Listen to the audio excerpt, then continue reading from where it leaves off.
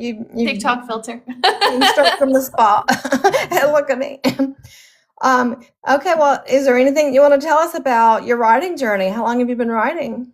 Um, I mean, with the intention to write a book, not very long, but as a storyteller, a very long time. I've been playing Dungeons and Dragons since I was 12, and I've been telling stories as a dungeon master since I was 15. So that's 17 Wow. years now. Wow. Wow. I've heard so much about that game. A lot of sci-fi writers get hooked on sci-fi through that game. I've never played it. I don't know a thing about it. I wouldn't even know how. I So, prefer the fantasy side of it personally. I like a good sci-fi, but fantasy's always had my heart. that's cool. And so you've written how many books? One for now. Just the one. And it's the Behind Ash and Glass. hmm Okay. Tell us a little bit about the book. Um, well, so it's based off of a story that I wrote for a D&D campaign that was started in 2020. I built the world first, and then I wrote the story that goes within that world.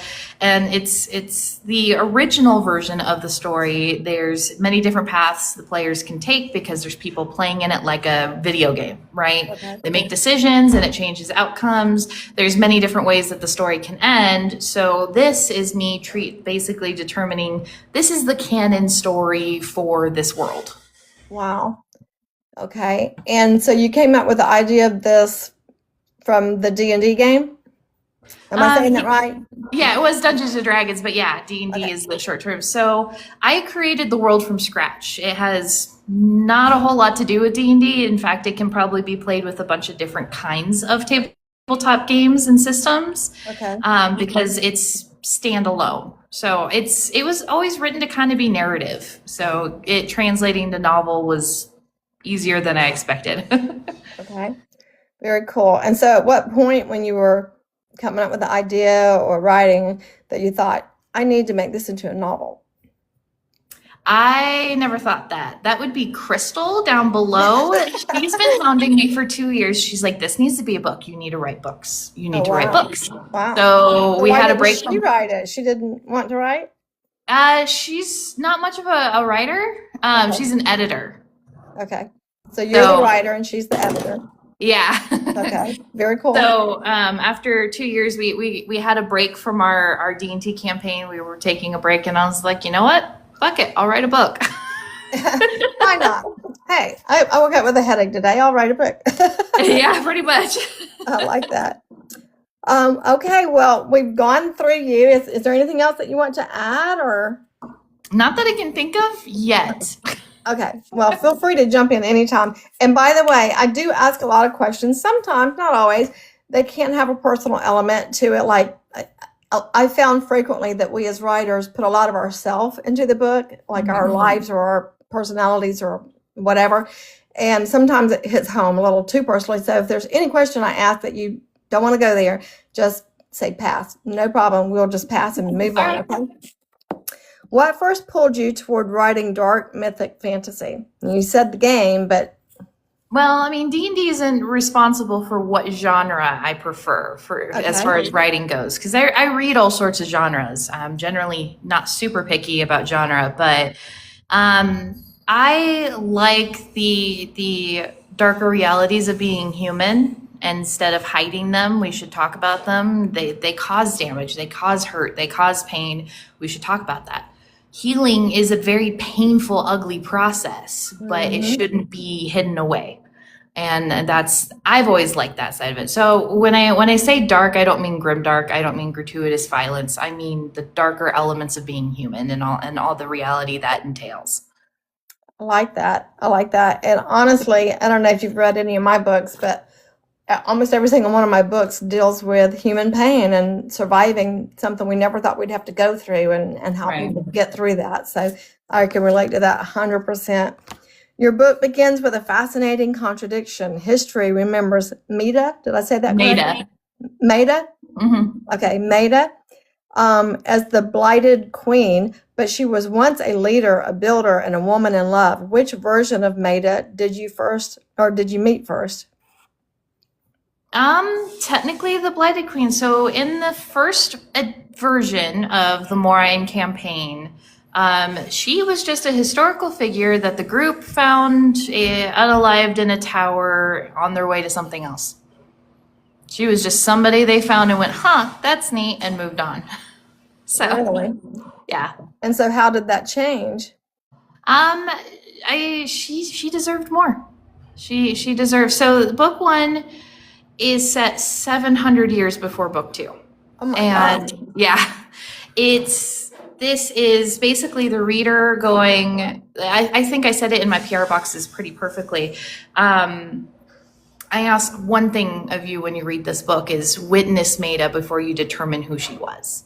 So I basically entrust the readers to become a witness to Maida's truth because the rest of the world will tell them they're wrong. Oh, wow. So, I love that. What a great lesson for us to learn Yeah. as humans for each other, to hear the whole story before you make up your mind, because I always, my phrase I say all the time is there's even the flattest pancake has two sides. So I Yeah. love that. What does the title Behind Ash and Glass mean within the story, and how does it reflect Maida's journey? It's on the nose. So chapter one starts out with her as the Blighted Queen right out the gate. She's destroying things. It's terrible. She's miserable. She's literally burning down villages and trapped behind glass. Oh my gosh. She So herself physically is trapped behind glass? mentally, Okay. Okay. Got you. So, what gave you the idea of coming up with her character?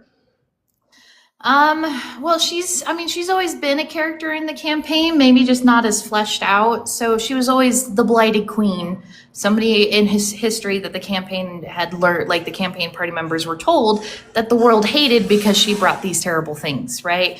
This is like the B side of the story. This is the truth of it all. And that's something that my campaign players never got. They jumped in thinking she was the worst thing possible. And this is something special for the readers to give them something else from what the campaign players got. But as far as the whole, the closest thing I have to a big bad evil guy, the villain, is not a stereotypical villain. In fact, I would not consider it evil. It's doing objectively terrible things, but it in itself is not evil. And basically, it's I'm trying not to give too much away because I don't want to like spoil everything. Right, But right. it's established immediately in chapter one that there's this concept called the withering that spreads through a blight and infects other creatures and people like Maida and can possess them. Okay. So she's not what the world thinks she is. She's an agent of the withering. Okay. I have a question, and I'm just going to show my ignorance here, talking about being raw, because I've never played this game. I'm not familiar with it. And when you're mentioning in the campaign, people learn this, but in the book, they're learning that. Tell us what you mean by that exactly. So a campaign is basically saying an interactable version of the story. Okay. The book is not interactable. It's not lit RPG. It is written like traditional fantasy. So it is third person, limited POV, all processed through how Maida interprets the world. Okay. So it's her experience, her story, etc. But when I say the campaign, that's a interactable version of the world. So unlike a reader, they get to see the whole world all at once and go and decide, I want to go there. I don't care if the clues are leading me here. I want to go there. Yeah, like Crystal says, it's a choose your own adventure book basically, but you play it with math so that you have rules to enforce it with rolling dice. So, but this is a traditional fantasy adaptation of that story. Okay. And so, again, just to clarify, I'm not questioning anything. I'm just trying to learn because I find things like this, I love learning anyway, but I find it fascinating. So in the story itself, if someone purchases your book off of the Zon or wherever, and they pick it up, are they going to understand that from chapter 1, or is this something you explain to them a little bit before they actually jump into the book? There's nothing in the book that is uniquely tied to Dungeons and Dragons. Okay. My story has always been separated from the mechanisms that you can play that game with. Okay. And so is the campaign and the book are two separate entities, right? Yeah, same story, but different mechanisms in order to tell them. Okay. So if someone was interested in this book or liked the book and was interested in the campaign, is this something they could follow you on a different platform, or? I don't publicly do the campaign. I have been thinking about packaging it up after the book series releases as an interactable campaign that other dungeon masters can play through. But right now, to protect the books, because they follow that story, I'm going to keep that under lock and key. I got you. That makes perfect sense. I think I'm starting to click a little bit. I'm getting it. Excuse me. Maida has already been condemned by history before readers hear her side. What interested you about, excuse me, exploring the difference between the person someone truly was and the story later told about them? I mean, for how many centuries have women been vilified by history? Forever. Since Adam and Eve. The lived experience, one way or another, on a large scale or on a small scale. This is no different. So you wanted to personify this character to help readers to understand that we literally do this to ourselves and do it to each other. Yep. And the damage that we can cause by doing that, you're going to show them within this book that this person, this character Maida, is not who she first appears to be. Did I sum that up kind of correctly? Essentially, yeah. Okay. Do you want to expound on that? The events of book 1, the reason why books 2 through 5 take place 700 years later is because this is the mythos in Moraine, in the world that books 2 through 5 get to explore, but they have complete ignorance of the truth that the readers get in book 1. Okay. So it's, I mean, it was a narrative choice. I wanted the readers to be super pissed that the world hated her this much. Wow. Good and for you. blamed her for everything. So I love that. So you're talking about 2 through 5. So you're writing them, or you're in the process of writing them? Where are they at?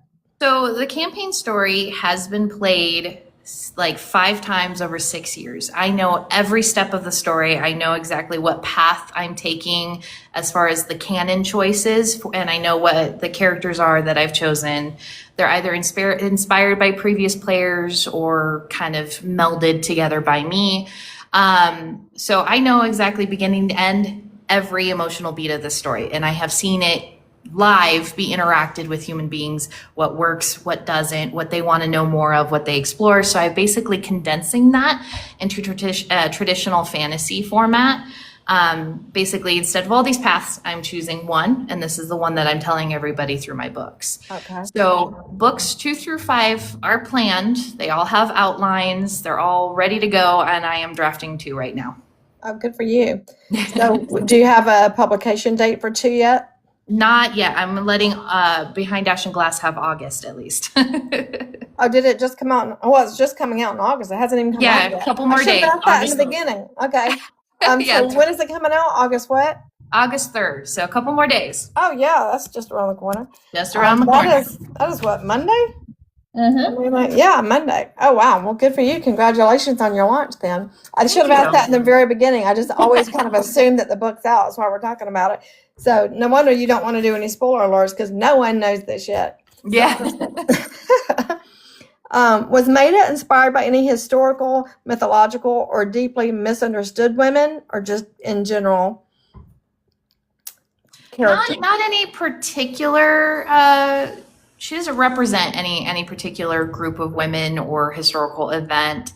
It's just in general, her being remembered that way, being vilified, and it has nothing to do with her being female in this case, but the fact that it happened to a woman. That's not hard for a lot of us women to understand. We see that. Yeah. But the her personality and stuff, as far as Crystal tells me, is based on me. So I swear it wasn't intentional. That it's based on you? Did I hear that right? That her personality is based on mine, yeah, or at least parts of it. That's what I found with writers and with myself. I've had people that know me very well that have read some of my books and like, this is very autobiographical. I'm like, no, it's really not. But I think we just subconsciously put so much of ourselves in it that the characters sometimes begin to favor us or act like us or misbehave like us. Right, yeah. Yeah, no. Maida is definitely hard-headed. I have seen that from my ARC reviewers a couple times. Well, that's good. I mean, it's good to be hard-headed in this business and in my experience, because those are the people that are going to make things happen. You have to be a little bit hard-headed to get things done, push through. What did Maida believe about herself at the beginning of the story that you knew would eventually have to be challenged or destroyed? She thought she was safe. Safe from society? Everything. Okay. And why did she assume that she was safe? Because it was a time of peace that she had built for over 100 years. Okay. She worked at it every day. She thought she was safe. So she got comfortable with the situation the way it was? Yeah, she got comfortable with the world, with the peace that she built, with the relationship that she was in. And she finds out she wasn't. And she never was. Okay. And I think that could probably be true of a lot of us as well, When you describe Maida as a leader and a builder, what exactly was she trying to create, and what did that dream cost her? Without spoilers. So, I mean, before the readers open the page and get to chapter 2, because chapter 1 is her as the Blighted Queen, she literally built cities. She helped people build cities.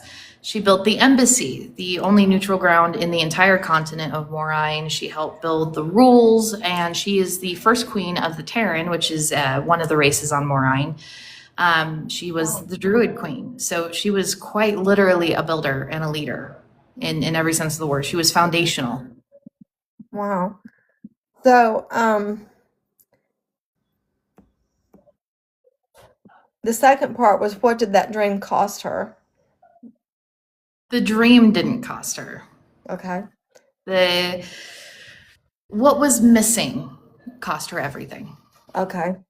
And did that have something to do with the fact that she felt safe when she really wasn't? She felt safe until she started to see what was missing. Okay. The problem is that the book is also like a slow burn mystery, so I got to be careful. Yeah, I can tell you're tiptoeing around it, and I apologize, and that's why I said. No, you're good. Again, just to reiterate, if you need to pass on something, just say pass, because I haven't read this story. I read very, very slowly, and I have very little leisure time, so I don't have a prayer of reading every book before I interview people. So I just do a lot of research for to come up with the questions. But I also understand you don't want to give away spoiler alerts. So if there's anything I ask you, like, just say I can't answer that, and we'll just pass on to the next one. I don't mind tiptoeing though; makes people interested. Yeah, sometimes it does. Sometimes a little bit of spoiler helps too. Love is part of Maida's identity before she becomes the Blighted Queen. How central is that relationship to her transformation? Her established relationship? Is that what you mean? I guess. I'm not sure because I haven't read the book. So, I mean, there is an established relationship. It precedes the reader getting introduced to it. That was a huge anchor point for her, where as she says, these walls are for breath and thought, and she is always home with him. But a lot of things change. She digs a little too deep. She asks too many questions, and things happen. Katie down below said, Katie Lane says she's 50% done. I'm assuming she's an ARC reader for you? Yeah, she's also one of my author friends. Okay, I figured she must be since it's not out yet, so she must be an ARC reader. Yep. We're about halfway done already, almost, not quite. So if you're just joining us, thank you so much for joining us. Please share and like and do all the things to help us get more people in here. I'm author Casey Mitchell, and this is our featured author tonight, Ryllan Rose, and she has written this very interesting book.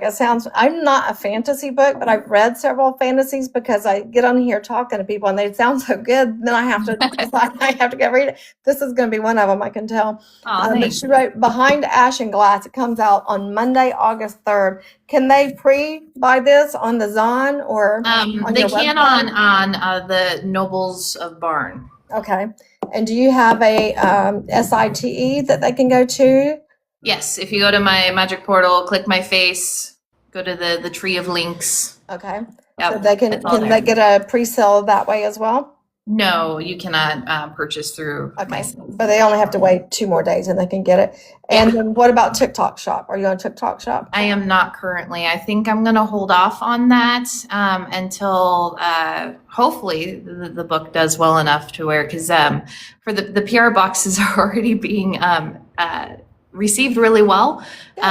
Crystal actually made these beautiful tea mugs, and we did 6 flavors of tea based on the main characters in the book, specially blended for them. We had a tea steeper in there and everything, and people are already like, I've got a couple messages like, where can I buy the tea?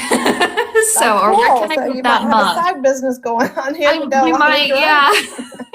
Hi, Are you going to carry your books in your restaurant? Are you going to have already do? Oh, good. Good for you. Well, you have them already and they're not out yet? Yeah, I got a ton of author copies. Oh, wow. Good for you. Good for you. Awesome. I didn't think about asking that at the beginning either. I don't know where my brain's at tonight, but put a cover up so that those of us that are just joining us that aren't familiar can know to look for that cover. I think I could do green screen. Give me a second. Fancy schmancy green screen. Let's see. Nope, that's the book 2 cover. That's the wrong one. We might get a sneak peek tonight, huh? Okay, so there we go. Very cool. That is the paperback version of the cover. That is a beautiful cover. Now, you say paperback version. You have a different cover for the hardcover? Yes, I do. Here, let me show that up. Really? I've never heard of anyone doing that. What made you decide to do that? Because there's 2, I'm an illustrator, so I am very visual. There are 2 sides of a story that the covers can tell. That is cool. And it's funny because when I saw the one and then I saw the other, I wasn't sure which one to put out there because I didn't understand that one was paperback, one was hardcover. And I think I just ended up putting them both out there because I thought, well, maybe one. I know a lot of authors do have 2 different covers for, various reasons. So I think I just went ahead and put them both out there. Excuse me. They're both beautiful. So did you illustrate those yourself? Yes, I did. Wow. Do you make book covers? For friends, if I'm interested in the project, I'm kind of a mood illustrator. Yeah, I think we're all like that. Yeah. So you don't do it for other authors or not super often. I mean, I did. So Katie Lane down below, I did hers for her wasting time. Isela is having me do one. Gabriella is having me do one. But it's basically if I like the project and I'm feeling inspired to do it, I'll do it. Right. But I don't take open commissions. Right. I got you.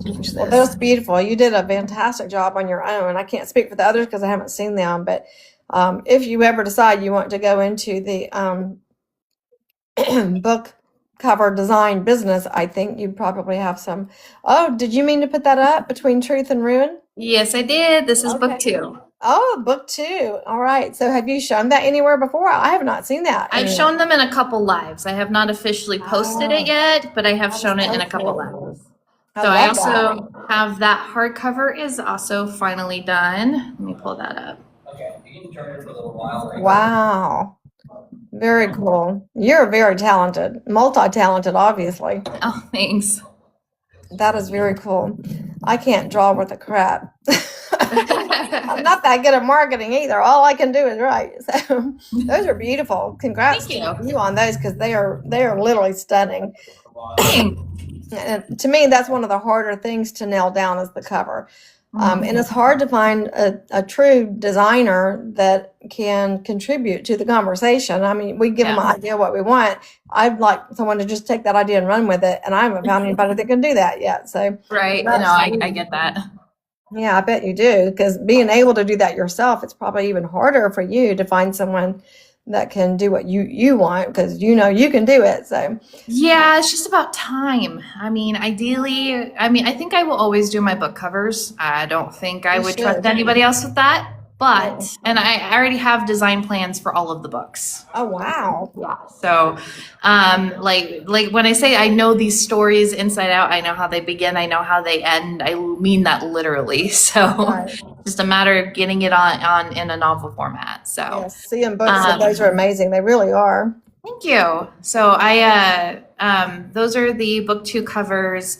I have some artwork of some of the main characters that I've done. I think eventually, if I can afford it, I would like somebody else that I trust to do the character art, because that's exhausting. That's a lot of work. Yeah, it's 'Cause, all a lot of work. I think I can show you my illustration here. Let's see.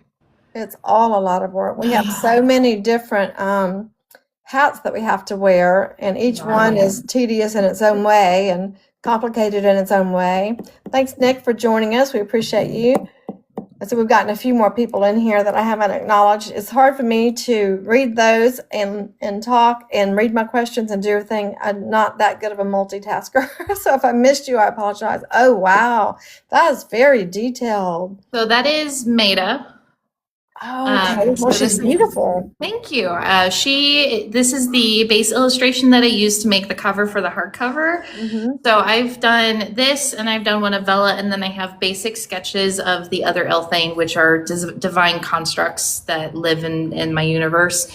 But this is the image that I used on the cover. That is very cool. Very detailed. That's amazing. Truly.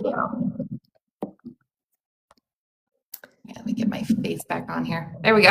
You're going to have to teach me how to do that green screen one day. I don't know that I have anything to show, but So this is what it looks like while printed. I had to change her face like coloring a little bit to make it stand out. So this is the hardcover, and then this is the old version of the paperback. I have since adjusted it a little bit. I brightened the blue and stuff, but this is what the paperback looks like. that's just beautiful. Thank you. You really outdo yourself in that. And Oh, thanks, just looking at the cover makes me want to read the book. And that's unusual for me, because as a writer, I try not to judge a book by its cover, because so many great books are overlooked because the indie author didn't have the money or whatever to get a great cover. Which So I is try totally not to do that. But it's kind of, it's hard not to. But when you see a book like that, yeah, it makes you want to grab it up. That's So- awesome. Yeah. I did a lot of research on cover psychology before I decided to design mine. Wow. I didn't know there was such a thing as cover psychology. Oh yeah. Yep. Okay. I'm going to have to write that down. Maybe it'll help me. And it's also based on market trends, like the big text. The reason why we have these on our print on demand services is usually so when the Zon super makes it small, we can still see the title on the ebook. But also these are design choices that are current on market trends. So what I did is I kept the giant font. So basically the serif for fantasy, because that's what fantasy does. It signals the genre without saying anything else. Right. But the shield and all the illustration that I have behind this is modeled off of old 80s, 90s, and 2000s fantasy Oh, wow. covers. That's why I chose to do this, because those are the fantasies that really inspired me. My favorite author is Piers Anthony. So, Okay. and he was the peak of his popularity was in the 80s. Okay. I don't think I've ever read fantasy, and I don't know why, because I've read 3 or 4 now, and I enjoyed all of them in one way or another. Some to me I think are they get so deep into the world building that I get lost. I forget things. I have terrible memory, and so if they have a lot of characters or a really really deep world building, then sometimes it's too much for me. And I think that's why in my mind I'm thinking I don't like fantasy. But the Right. 3 or 4 books that I've read of fantasy, I enjoyed all of them. So maybe I just need So- to. I include a preface in my book. It's called From the Archives of Moraine, so it's kind of like from an archivist. But it basically, these are the 5 gods, the 5 Elthane. It explains what an Elthane is very quickly. Okay. The 5 races and the 5 capitals. And it's at the very beginning of the book, right before you start chapter 1, so you can flip back and forth to it. Okay. I also made sure that there was, and that was Crystal's idea. She saved my life with that. Go, Crystal. Yeah, she's my hero. Let's see. There's also a glossary and pronunciation guide at the back. So if you have any questions on what anything is or how to pronounce something, it's there. You got it all covered. Yeah, I thought of everything. And then I am super visual, so I did a giant map spread. Whoa, you sure did. So, My gosh. And see, I've seen maps and things like that. Did you design that map yourself? yes, I did. Oh my gosh. Just tell us what you can't do. That'd be a lot faster. I can't sing. Well, thank God you don't need to sing to write a book, right? Right? That map, I mean, how long did that take? Did you have special software to help you with that, or did you draw it, or? Okay, so originally I'm a dungeon master, so I have to have all these visuals and maps for my players to interact with and track where they're going. So I already had maps made that I made for those campaigns that have gone through several iterations. Okay. But for that one in particular, the book version, I basically used the base that I already had for the campaign because I can't use the Incarnate is the name of the program. I don't have the commercial license for it. Oh, So okay. I basically had to take the map that I built in there, which I built from scratch using their tools, and draw it. Oh my gosh. So, So you drew that map. mhm. Oh my gosh. And how, this is a more of a technical question, but how, what program do you use to format your books? Is it Draft Digital or Ingram Spark or Atticus for formatting. Atticus? That's what I use also. And that's what I meant to say instead of Draft Digital. So in Atticus, how do you get, I guess you take the map and slice it in half and you put one half on one page and one on the other? Yeah, so it took careful measurements. And even then, there's still a little bit overlap just to account for the gutter in the center here. Right, right. So you can see there's a little bit shown over here that's also shown over here just so you don't miss anything. Right. But like everything's clearly labeled. And what I did is I made this 2 separate chapters that go back to back. And these are chapter images on Atticus. Okay, okay. Yeah, That that's makes a lot what more sense. Yeah, that makes That's sense. also how I got the illustration for Maida on the very first page. The first thing you open the book, and then you get the title page. Now, So I have done an image for the front, like you have made this picture there, but I couldn't get it to the edges. You know what I'm saying? You got to make it the chapter image. So in Canva, what I did is I put the illustration in there in a 6.25 by 9.25. So there was some room for bleed. And then I turned that into the chapter image so that it went edge to edge like that. Okay. Boy, you and I need to be friends because you could teach me so much. I've been doing this a long time. I didn't know that. I'm probably going to be moving on to a different program because I felt very limited by Atticus. Really? And what? Yeah, I haven't found anything except for I couldn't get that image to go to the edge. Is the only thing I found I couldn't do in there. So my biggest problem was they're called dinkuses, but everybody knows them as scene breaks. So this image right here, Yes. I wanted different dinkuses depending on the stage of the story. So chapters 1, 22, and 23 are in the same timeline. I wanted burned paper edges for the scene break image there, and then the other scene break image that I designed for the rest of the book. So it helps with the transition. There's a lot of visual cues between going from the present to the past and back to the present. Okay. Wow. And maybe that's a fantasy genre thing. I don't know because I think that's just a me thing. I'm extra. I have made my own scene breaks, that I wanted because I wanted it to be specific to that book or whatever. Right. But I have never, I don't think I've ever thought of making the scene breaks different from one chapter to the next or one scene to the next or whatever. That probably would have never crossed my mind. So it's because of the timeline. So I also at the every chapter start has a full bleed image in the background. So this one is like smoke and ash. That is the same image used for chapter 1, 22, and 23, which the 22 and 23 are the last chapters of the book. And then there's chapter 3, like 2 through 16 have this image of a forest, right? And then let's go to chapter 17. I gotta find it, give me a second. Say 16, where'd you go, 17? So when you do an image and then you have the words, the actual chapter on top of it, how does that work in ATA? Because I've never heard of that either. So that is also at the top, like where the header is, but not a full image behind the word. So just like I did with the Meta one, I did a 6.25 by 9.25 in Canva. Super, super, super transparent. Like it's like I think 15% opacity on there. Okay. So it's super transparent. I exported it with a transparent background so it doesn't insert white background here. And then I made that the chapter image and made the chapter image full size on Atticus, which is in the normal. I did not even know all this is. And I mean, my 12th book has come out in September. I'm not a newbie, but I've just never experimented with all this stuff. And I think honestly, a lot of what you're saying and the ideas you're coming up with are a very fantasy-ish type, ideas. Y'all have to be more creative and graphic and all that stuff. Then I just write very thrillers. I also think it's because I'm an illustrator and visual language is one of my languages. Yeah. Like I love written word. I always have. I've been an incredibly avid reader ever since I was yay tall. So, but drawing and images and things like that help bring words to life to me. And short of making it a damn picture book, this is probably what I could do.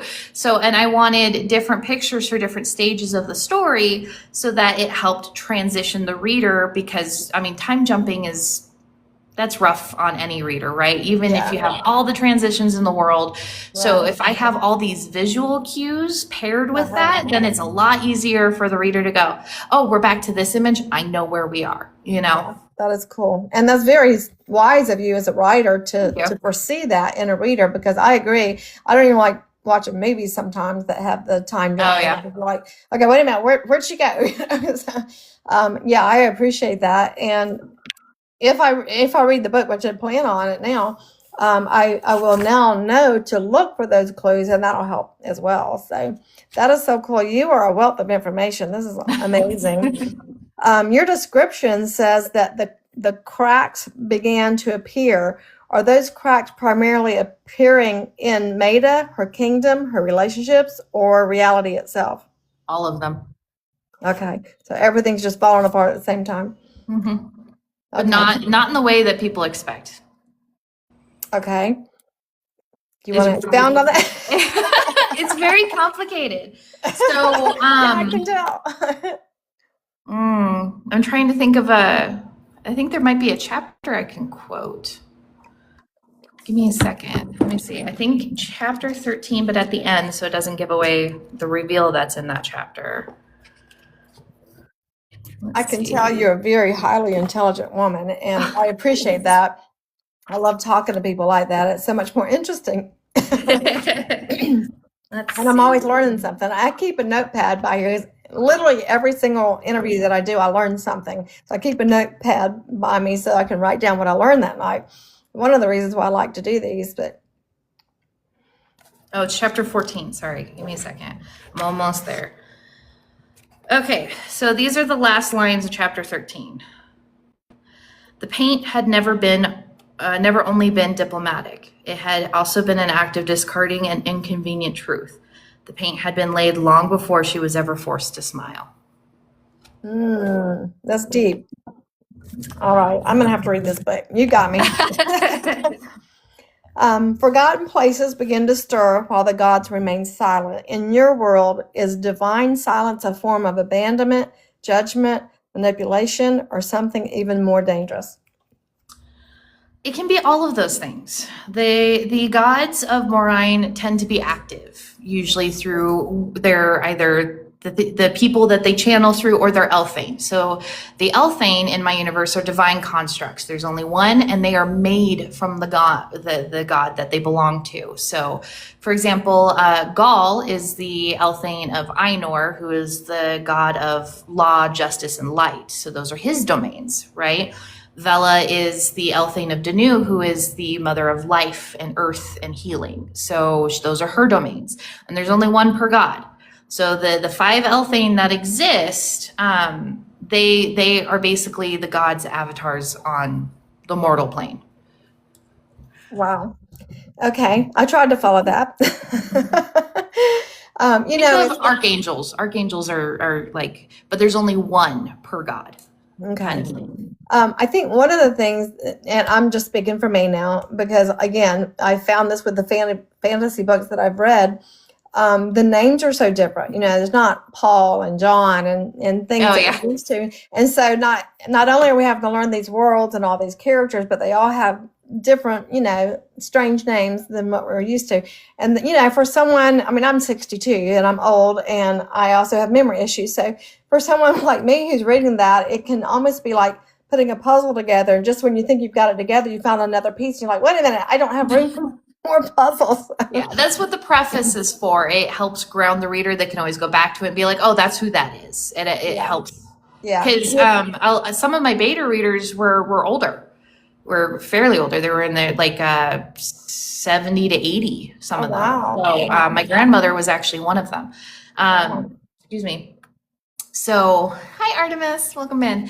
Sorry to welcome in. I'm so used to my own lives. No, that's fine. You jump in anytime. I'm bad about being so focused on the author I'm talking to that I forget about. We call that the basement on the other live that I do. We call that the basement. Yeah, it's called the basement. Yeah. So what was I saying? I was totally distracted. I'm sorry. About your grandmother was one of the beta readers. My grandmother was one of them. She's in her late 70s, but she read a lot of fantasy when she was younger.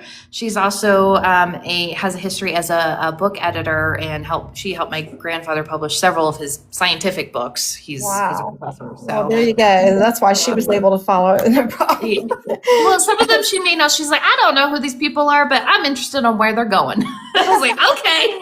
That's precious. And then you'll if you read the book, you'll get this later. But what about the horse? Okay. My grandma was obsessed about what happened to the damn horse. I'm writing this down so I can remind myself to look for that. Maida discovers gaps in both the historical archives and within herself. How did you approach writing a character who may not be able to trust her own memories? Speaking of memories. I use dreams as a way for the past to surface. Okay. So she has dreams of the past. They're not made up dreams. They're all memories, and they feel like that. They have the texture of memory and not the fantastical dreams or things that feel impossible. Okay. And it's her old self scratching at the paint. You know, it's, hey, I'm still here. Remember who you are. And that's a huge impetus to what drives her forward and ultimately to her doom. I love that. I can tell you've really thought this through more so than a typical author will have. I mean, even authors who organize very well and do beat sheets and everything, because you had already created this world and are so advanced in this world, by the time you wrote it, like you had every detail thought out. I've been living in this world for 6 years. I'm practically native to it, you know? It shows. And that's a beautiful experience. I mean, good for you. It made it a lot easier to write than the average writer, I would imagine. But also it's an advantage for the reader because you've figured it all out. I can't tell you how many times I've written something and didn't even realize it was foreshadowing, or I wrote something at the end and then I thought, you know what, I need to go back and put some foreshadowing. You don't have any of those thought processes because you've already figured it all out. So there are things that were hinted at or seeded in book 1, some of them that won't come to fruition or even be realized till book 5. Oh, wow. So like there's a little bit, there's things in book 1 that'll be in book 2, book 3, book 4, book 5, but there's when it's appropriate for the party to learn these things, that's when they do. The main cast of books 2 through 5, which is Sabine, Ronar, and Gull. So how big are these books? Like, do you know the word count? This one, I think the first one is 87 to 88, roughly. Okay. I was planning on querying, so that's why it's small. Okay. My base goal for book 2 is 100,000 words. Okay. And I only ask because the books that I've written, most of them are around 115. And by the time someone gets to book 5, unless they've been reminded book 1 through 4, they're going to forget, like, what character is this person? Why is she acting like we know this character? Because they've forgotten it. So, but with a smaller book, and they're going to zip through them, I'm sure it'll be easier for them to remember that. And they also, the impression, the fingerprints that Maida leaves on the world after her story, after book 1, never go away.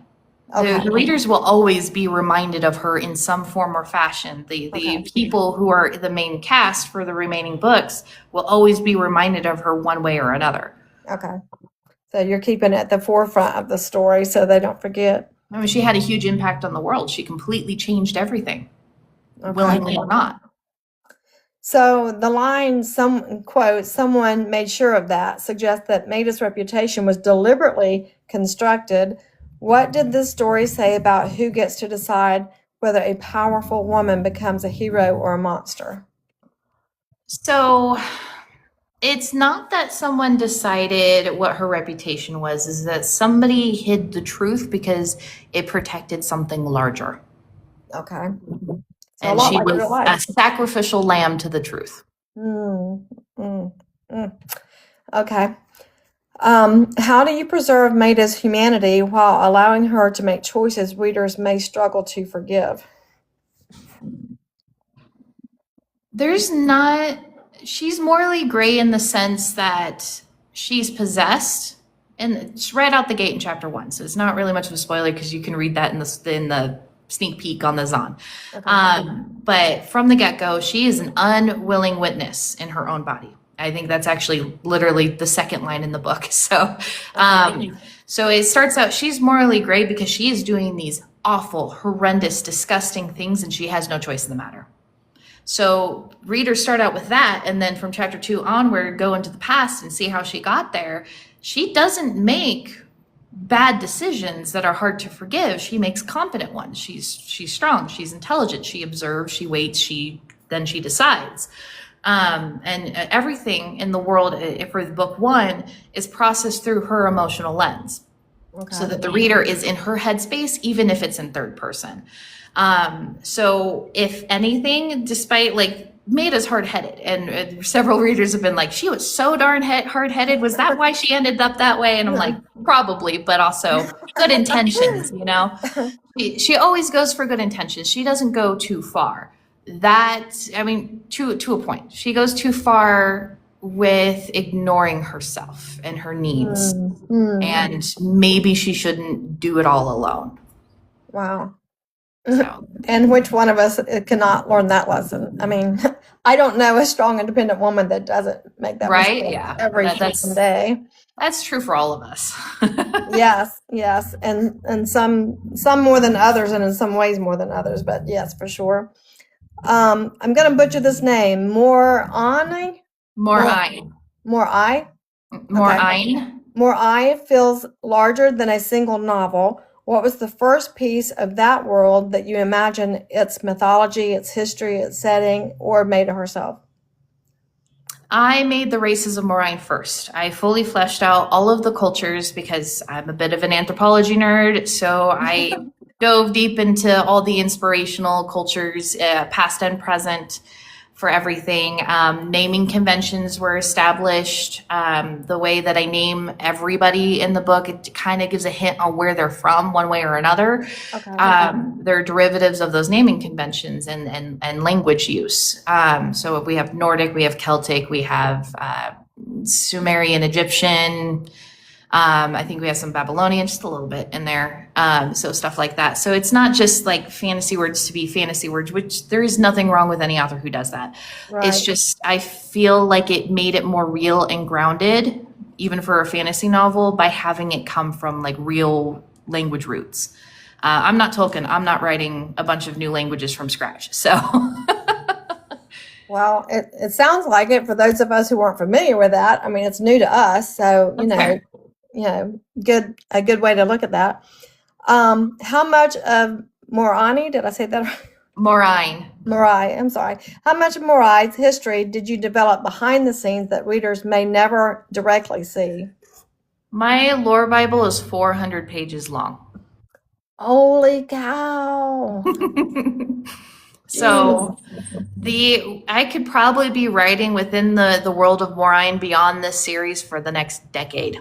Yeah, easily. Yeah. Or beyond. And Jeez. I have plenty of ideas because I say like books 2 through 5. I do have the main series of 5 books, and I have 2 planned companion novels that are kind of like B-side stories. The first companion novel is actually called Against the Thread. It will release after book 3. And then the second companion novel will release after book 5. That's called Within the Lie. Wow. You could literally create an entire freaking library of this with the spin-offs and the companions and everything that I do have world. plans for either a prequel series or a post series after like the main series is, based on what readers want to know more of, because I have the infrastructure to do so. Wow. Wow. I know we are about to run out. Are you okay if we run just a minute over, or do you I don't have mind. Okay. I don't Okay. I just like to ask, since I always say it'll be an hour. But sometimes every now and then I get someone that we're not done. I'm not done with you. Behind Ashen Glass is the first book in the Remember Moraine. I'm not going to get that series. What larger story do you hope to explore in this series? And you kind of touched on that, but do you want to add to that? So, I mean, book 1 is about Maida being remembered poorly. She's remembered as the Blighted Queen, and whether or not that's the truth is for the reader to determine. But books 2 through 5 are about digging through the story that was laid over the world, and what's real and what's not, and following what Maida did and figuring out how she could bring the withering here. Why is this blight disease infecting and controlling people? Where did it originally come from? Because Maida was not the one who made it. Wow. Without giving away spoilers, what question do you most want readers debating after they finish the book? I mean, for a little while before I started like letting people know that it was 700 years after book 1 that book 2 starts, it was, how long is she going to be like that? Now it's, how is she going to come back from that? Oh, I love that. I love that. This sounds like, I could be way off, correct me if I'm wrong, but this sounds like a really great life lesson book. I mean, I'm old, so I've kind of gotten a lot of what you're saying, but there are people in their 30s and 40s and maybe even in their 50s. They need to read this just from the life lessons that you're teaching them subconsciously about, life and other people and situations and stuff.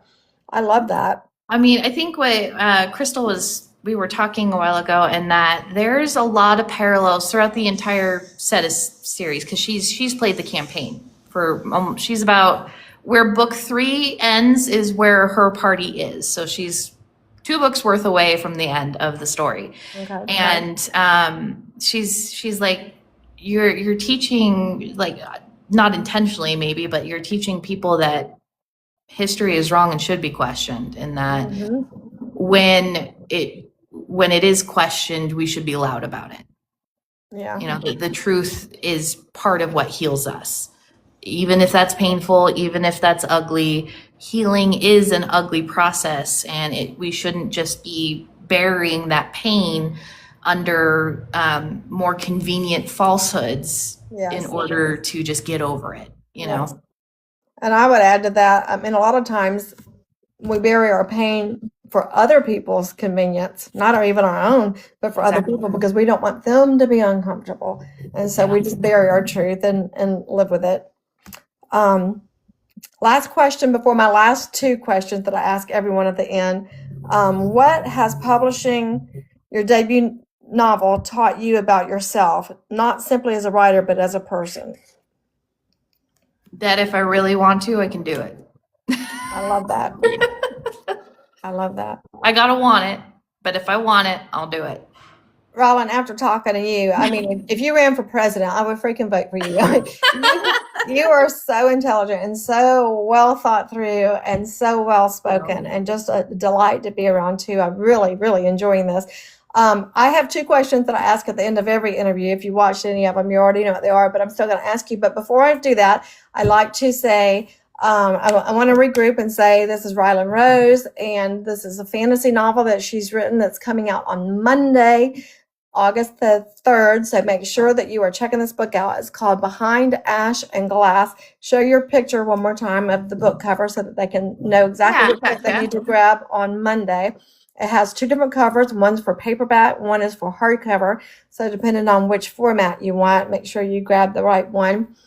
And also, I know that it's available on the Zon. Yep, it went away. There it's back. Okay. Behind Ash and Glass. Beautiful covers, what she designed herself. That is just amazing.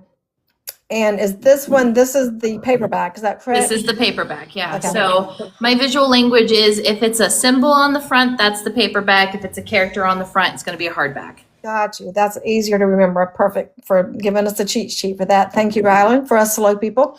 Let me show the hardcover. The paperback. That's the paperback. If you want the paperback, go to the Zon or go to her site, which you can find in her magic tree, and get the symbols, the paperback. The one she's showing now with the face is the hardcover. So make sure we're supporting her and get this book. It sounds freaking amazing. I can't wait to read it.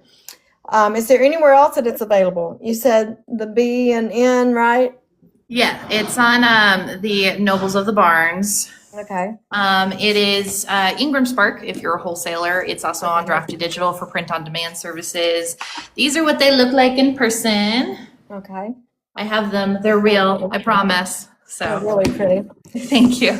All right. So make sure we're supporting her. Is there anything else you want to add before I ask these last two questions that we conclude with? Not that I can think of. Okay. All right. Well, next to last question then. What's something small? It cannot be your children or your grandchildren or your family in any way, shape, or form. Something aside from that brings you disproportionate joy. Small thing that gives me joy. What's classified as a small thing? Just like a small action, or It could be drinking a cup of coffee in the morning, or it can be riding a roller coaster. I mean, however big or small you want it to be. honestly, laying in bed for the damn day, having a cup of tea, just chilling in That's a bed. little bit of having a cup heaven. tea.